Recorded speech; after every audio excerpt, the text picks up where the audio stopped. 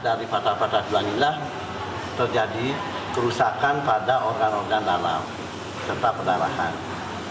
Nah, sehingga kita dapat menyimpulkan bahwa sebab kematian itu adalah karena kekerasan tumpul yang menyebabkan kerusakan organ-organ dalam dan perdarahan. Ya.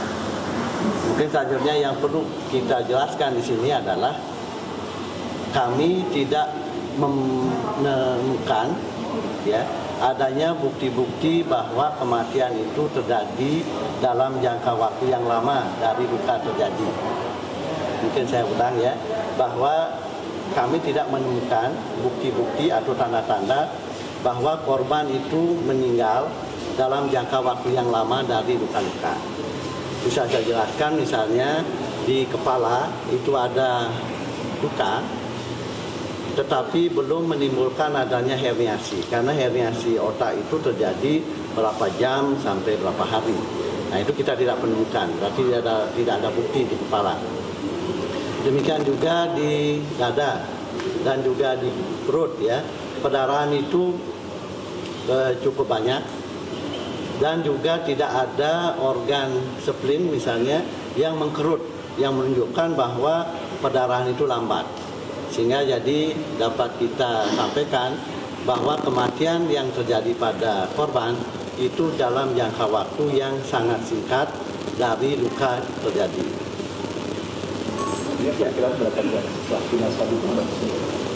Nah, jadi untuk berapa jamnya, jadi karena sudah banyak manipulasi, misalnya dimasukkan dalam freezer, gitu ya.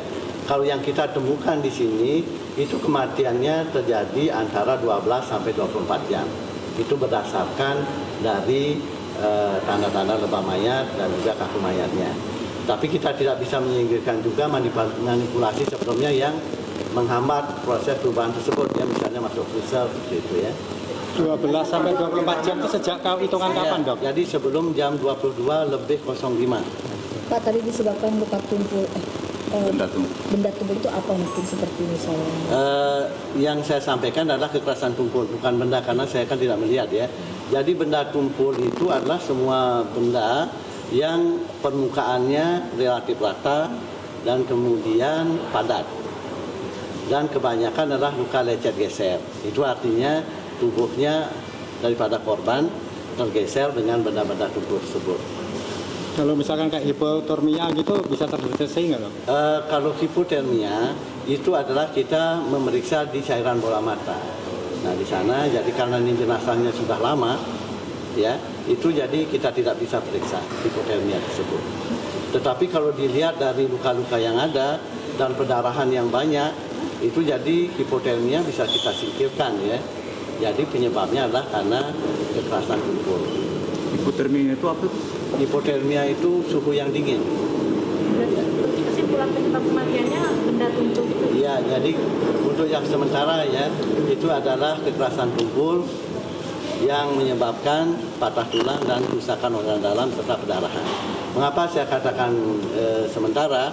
Karena standar daripada otopsi itu harus ada pemeriksaan toksikologi. Nah, jadi kita masih menunggu hasilnya. Tapi bukan berarti kita mengindikasikan ada sesuatu yang berhubungan dengan zat-zat tersebut, tidak. Itu adalah standarnya saja.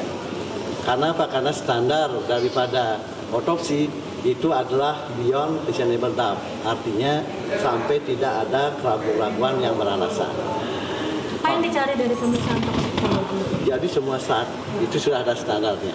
Berapa hari hasilnya? Nah, jadi rata-rata mungkin dalam 2 minggu itu selesai. Pak Dokter, penegasan saja, ketika mengenai benda keras seperti itu, benda tumpul, berapa lama dia masih bisa bertahan itu, Pak? Iya. Saya mengulang kembali ya, bahwa bukti-bukti menunjukkan bahwa kematian itu adalah segera terjadi. Mengapa demikian? Karena perdarahan yang begitu luas, kemudian juga patah tulang dan luka-luka itu multiple. Jadi hampir pada seluruh tubuhnya, termasuk juga organ-organ dalam yang ada di dada dan di perut. Pengertian segera itu berapa jam? Jadi kata segera memang relatif ya. Jadi kalau kita perkirakan itu tidak lebih dari 20 menit setelah trauma terjadi. Dok, luka yang paling parah Nah, jadi kalau kita lihat yang paling terparah itu adalah yang berhubungan dengan pernapasan. Yaitu ada luka-luka terutama di daerah dada, terutama daerah dada bagian belakang, punggung ya. Itu yang merusak organ-organ di dalamnya. Dok, artinya kekerasan tubuh tadi apakah jatuh karena benturan gitu atau seperti apa? Ya kalau kita lihat dari pola lukanya, karena luka lecet geser itu sesuai dengan terjatuh. Itu banyak ditemukan di bagian mana? Jadi tersebar seluruh tubuh, jadi terutama di daerah punggung, kemudian juga di anggota gerak atas dan bawah. Di bagian kepala ada Pak? Di bagian kepala ada, Nah, itu yang mempengaruhi meninggalnya apakah yang di bagian kepala atau di punggung dan yang di punggung paling yang paling besar. Ya karena memang ini kan terjadi dalam jangka waktu yang sama ya. Jelas ini akan terjadi sumasi, jadi artinya gabungan daripada pengaruh kekerasan tersebut. Tetapi yang paling parah itu adalah di daerah punggung. Kalau ada kemungkinan dia misalnya meninggal karena tidak ada asupan makanan, minuman, itu bagaimana? Nah, jadi kalau kita lihat yang penyebabnya yang langsung itu pasti kekerasan. Ya, jadi kita juga melihat adanya perdarahan yang memang jumlahnya sudah begitu besar dalam rongga tubuhnya. Ya.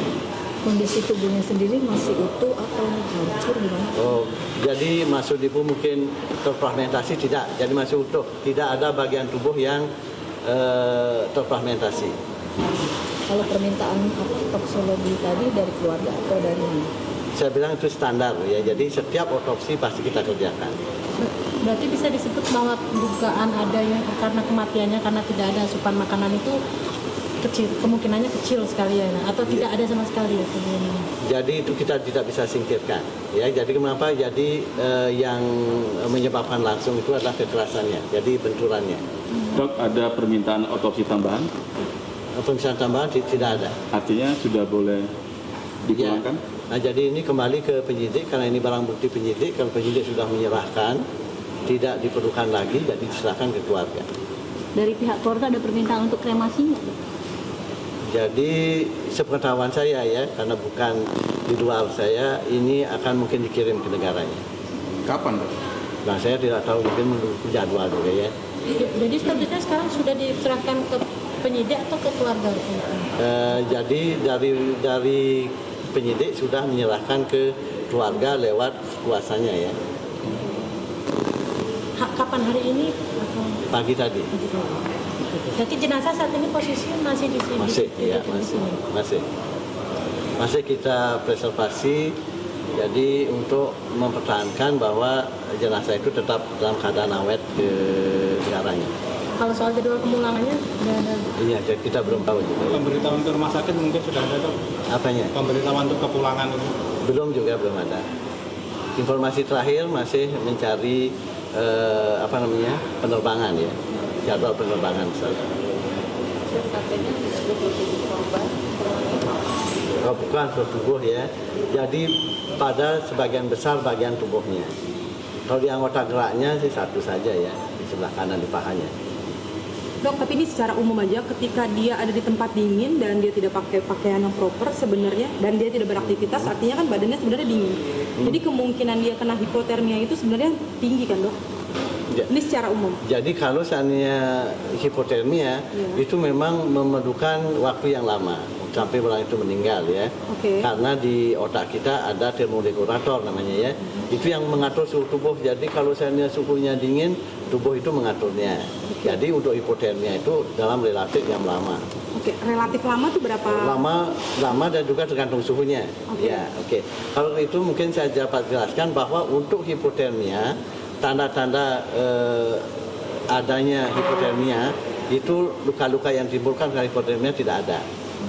Jadi luka-luka yang ditimbulkan oleh hipotermia itu adalah luka pada ujung-ujung jari. Jadi lukanya berwarna kehitaman, ini tidak ditemukan. Oh, tidak ada. Berarti bisa kita katakan bahwa tidak ada hipotermia ya. Oke. Jadi kondisi jenazah waktu hadir di rumah sakit itu kayak apa sih, Dok? Kondisinya ya utuh dan memang dengan luka-luka yang ada. Di freezer berarti ya?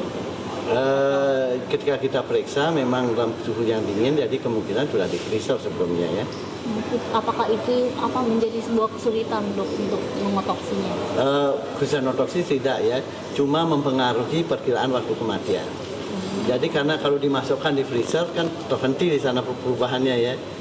Nah jadi sehingga kalau memang ada pembusukan tidak ada di sini jadinya. Ya. Berarti jenazahnya waktu tiba itu belum dalam kondisi busuk atau lubang-lubang gitu ya? Tidak busuk. Nah, sehingga jadi kalau lebih pasti untuk waktu kematiannya adalah 12 sampai 24 jam sebelum masuk freezer. Jadi kapan masuk freezer di sana, jadi kita tidak tahu di sini kapan dimasuknya di Lombok ya. Dok, dari pihak keluarga ada nggak permintaan khusus sebelum melakukan otopsi itu, mungkin catatan-catatan yang kasih ke? Jadi tidak, jadi karena keluarga kan sudah menyerahkan ke penyidik ya. Dok, soal pendarahan tadi itu tersebar di mana? Jadi pendarahan yang paling banyak itu ada di rongga dada. Ya, karena kekerasannya itu ada di punggung ya. Otak tidak banyak kelainan, cuma ada pendarahan sedikit ya. Dari mulai dia luka kira-kira itu sampai dia meninggal itu kira-kira berapa lama? Jadi kalau kita perkirakan paling lama 20 menit. 20 menit? Iya, paling lama. Meninggal langsung? Dari luka Iya. sampai meninggal? Iya. Kan di video drone yang beredar itu dok, Ya, jadi saya bicara masalah fakta ya. Iya, iya. Jadi saya tidak tahu masalah-masalah itu. Oke. Yang saya dapatkan adalah fakta, maka saya sampaikan di awal bahwa tidak ada bukti yang kita dapatkan bahwa korban ini meninggal dalam waktu yang lama dari lukanya. Seperti yang saya bilang tadi, di otak tidak ada hernia, kemudian juga spleen itu tidak mengkerut, artinya masih menyimpan darah. Kalau seandainya darah itu keluar sedikit, dia akan dikeluarkan sehingga organ itu akan mengkerut. Ini tidak ditemukan. Berarti saya simpulkan tidak ditemukan adanya tanda-tanda orang ini meninggal dalam jangka waktu yang lama dari lukanya. Artinya dalam jangka waktu yang dekat orang itu meninggal ya. Spleen itu apa? Apa? Spleen itu limpa. Iya, limpa. Terima kasih dok. Iya dok, makasih dok. Terima kasih dok. Ya. Oke. Sudah cukup? Iya. Terima kasih kepada Pak Direktur. Terima kasih Pak Iya. Pak Dir mau menambahkan? Sudah penjelasan sama Dokter Ali tadi cukup?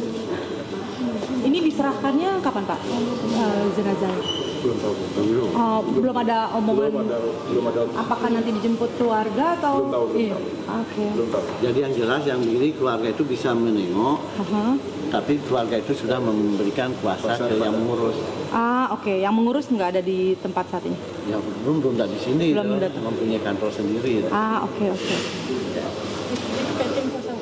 Baru saja kami menyaksikan bersama hasil autopsi pendaki asal Brasil. Tim forensik Ida Bagus mengungkapkan hasil autopsi terhadap jenazah Juliana Marins yang sebelumnya ditemukan meninggal dunia berdasarkan pemeriksaan.